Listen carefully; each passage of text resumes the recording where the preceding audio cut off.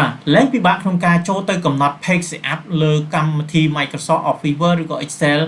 ដដែលជារៀងរាល់ពេលដែលយើងចូលធ្វើការទៀតហើយពេលដែលយើងបើកកម្មវិធី Microsoft Office មកគឺយើងមិនចាំបាច់ចូលទៅរៀបចំ page setup ដដែលទីយើងរៀបចំតែម្ដងគឺវាអូខេស្រេចតែម្ដងពេលយើងបើកលើក្រោយមកគឺវាជាប់នៅ page setup បែបហ្នឹងរហូតតែម្ដងបាទអញ្ចឹងចង់ដឹងថាតើយើងធ្វើបែបហ្នឹងបានយើងត្រូវធ្វើយ៉ាងម៉េចបាទអញ្ចឹងមុនចូលដល់ការបង្ហាញរបស់ខ្ញុំសូមអ្នកទាំងអស់គ្នាជួយចុច like ជួយ follow page ក៏ដូចជាជួយចុច subscribe លើ channel YouTube ដើម្បីទទួលបាននៅ technique ថ្មី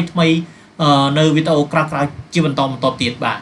អញ្ចឹងក្នុងវីដេអូមួយនេះគឺខ្ញុំនឹងចែកម្លែកនៅ technique ថ្មីមួយចែកជូនទៅដល់បងប្អូនទាំងអស់គ្នាដែលបងប្អូនមួយចំនួនគឺគាត់អត់ទាន់បានដឹងពីការរៀបចំ page setup យើងរៀបចំតែម្ដងទៅពេលដែលយើងបើកកម្មវិធី Microsoft Office Word មកគឺ page setup ហ្នឹងគឺវាត្រូវតាមអ្វីដែលយើងចង់បានតែម្ដងបាទអញ្ចឹងដើម្បីយើងកំណត់បែបហ្នឹងបានបងប្អូនគ្រាន់តែចូលទៅកម្មវិធី Microsoft Word របស់បងប្អូនហើយបងប្អូនចូលទៅ page layout នេះបាទចូល layout នេះមកបាទបន្ទាប់មកបងប្អូនចូលទៅកាន់ page setup នេះចូលកន្លែងនេះមកបាទចូល page setup បាទបន្ទាប់មកបងប្អូនត្រូវការរៀបចំនៅ page setup របស់បងប្អូនតើបងប្អូនចង់ឲ្យខាងនេះប្រមាណសង់ទីម៉ែត្រខាងលើប្រមាណសង់ទីម៉ែត្រណាខាងឆ្វេងប្រមាណខាងស្ដាំប្រមាណសង់ទីម៉ែត្រហ្នឹងបងប្អូនកំណត់មកនេះអញ្ចឹងឥឡូវអានេះមួយទេបាទនេះមួយអញ្ចឹងខ្ញុំចង់ដាក់ខាងលើហើយនិងខាងក្រោមខ្ញុំដាក់1កន្លះដល់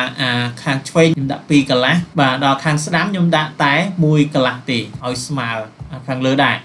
បាទអញ្ចឹងវាមានន័យថាធំជាងគេនៅខាងឆ្វេងបន្ទាប់ពីបងប្អូនបានកំណត់ចឹងរួចហើយបងប្អូនត្រូវចូលកន្លែង set as default នេះបាទបងប្អូនចុចកន្លែងហ្នឹងមកបាទ set as default បាទពេលនោះវានឹង load dialog មួយឲ្យយើងចុច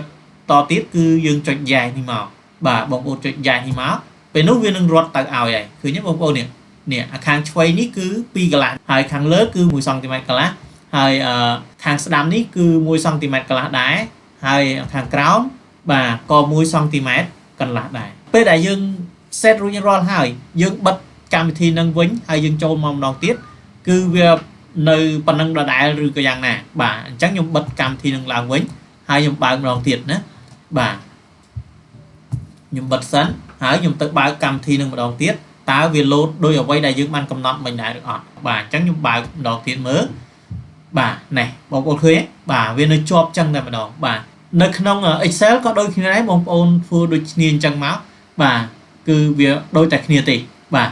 អញ្ចឹងវីដេអូថ្ងៃនេះមានតែប៉ុណ្ណេះបាទបងប្អូនគិតថាវីដេអូមួយនេះមានប្រយោជន៍សម្រាប់បងប្អូនទាំងអស់គ្នាសូមបងប្អូនជួយចុច like ជួយ follow page ក៏ដូចជាជួយចុច subscribe លើ channel YouTube ដើម្បីទទួលបាននៅ technique ថ្មីជាបន្តនៅវីដេអូក្រោយៗទៀតបាទសូមអរគុណជួបគ្នានៅវីដេអូក្រោយបាយបាយ